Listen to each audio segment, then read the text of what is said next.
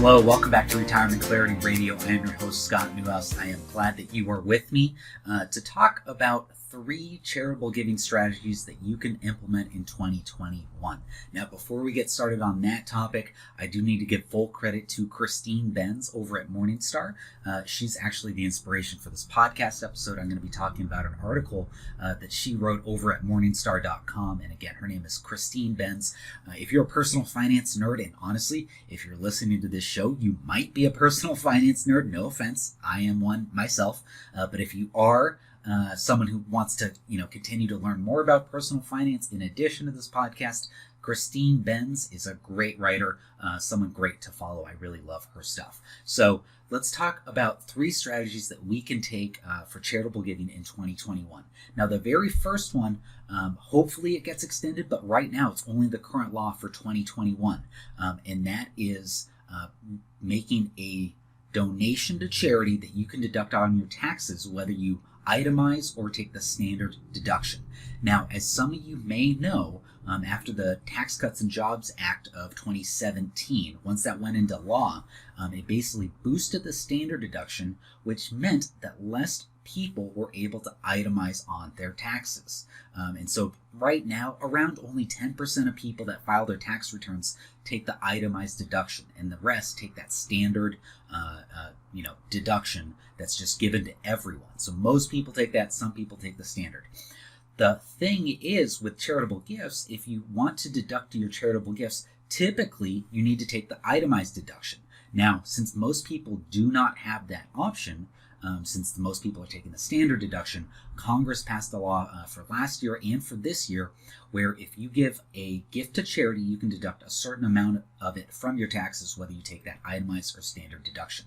So let me read from the article right here. So for this year, tax year 2021, all taxpayers who don't itemize can deduct up to $300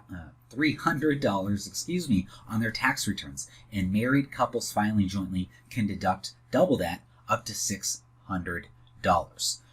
And so I also need to mention that these need to be cash donations that you can make. So it can't be, some kind of item, clothes that you get to Goodwill that you don't want anymore. Can't be anything like that. So just $300 per person, up to $600 married filing jointly that you can contribute directly to charity and get that deduction on your taxes.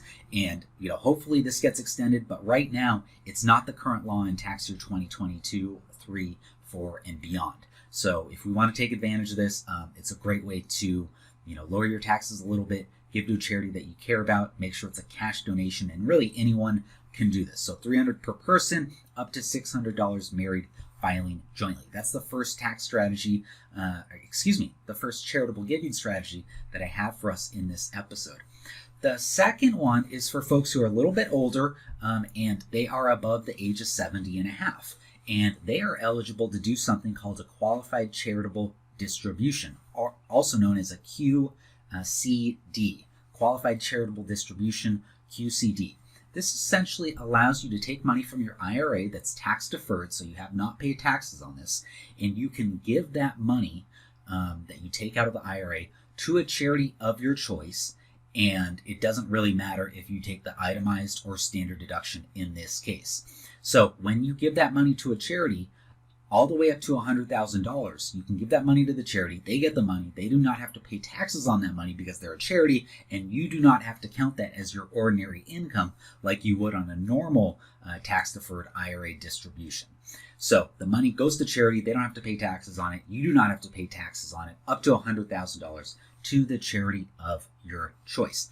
Now, I do want to point out one thing here, which is you're able to do this starting at the age of 70 and a half. And now that is a different age than your required minimum distribution age, which is now 72.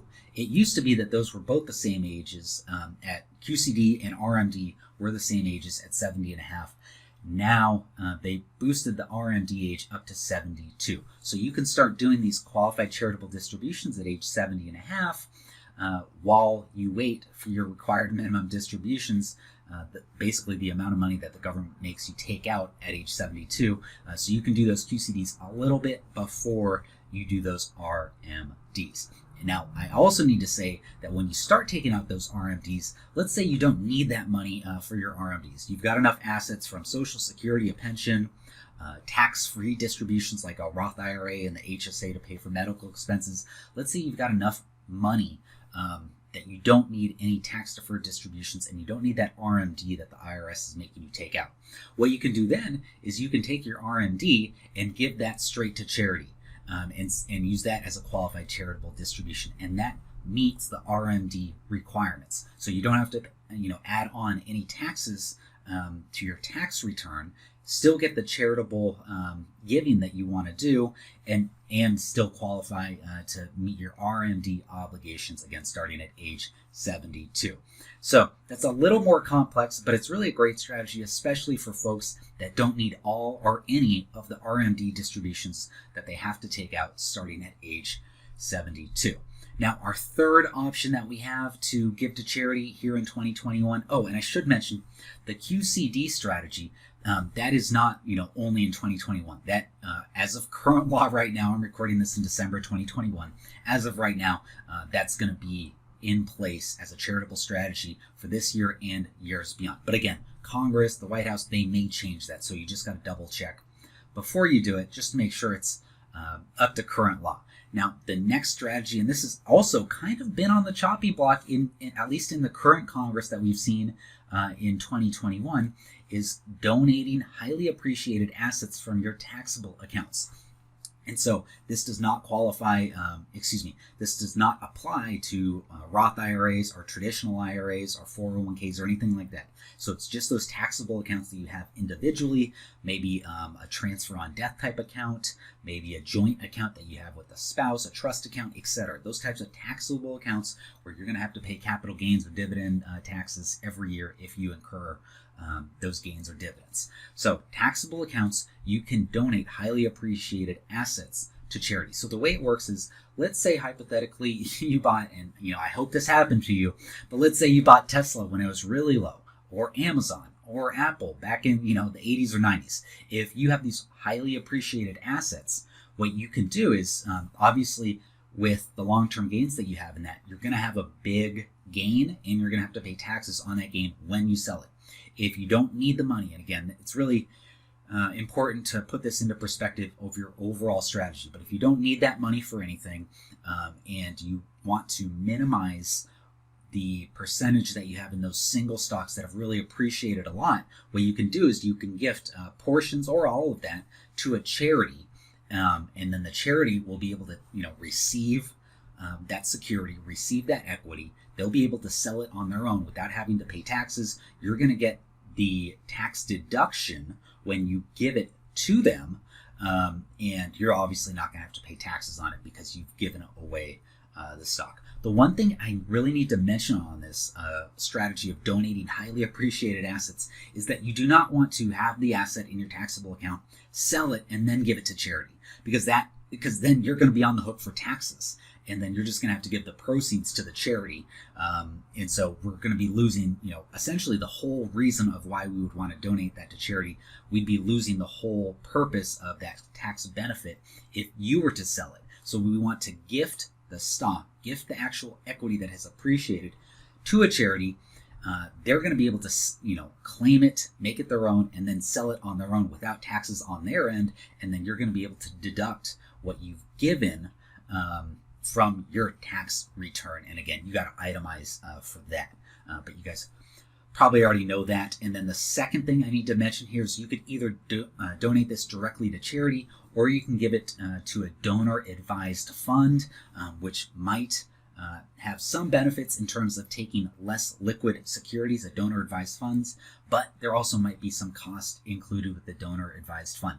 I am going to do a separate episode on donor-advised funds in the future, so stay tuned for that. But those are three really big, I think really great charitable strategies for 2021. The first one, if you're hearing this late towards the end of the year, and if you have not given any money to charity this year, you can do $300 a person, up to $600 married filing jointly. Just give cash to a charity that you care about, and then whether you take the itemized or standard deduction, you're going to be able to tack that on your tax return, get the deduction.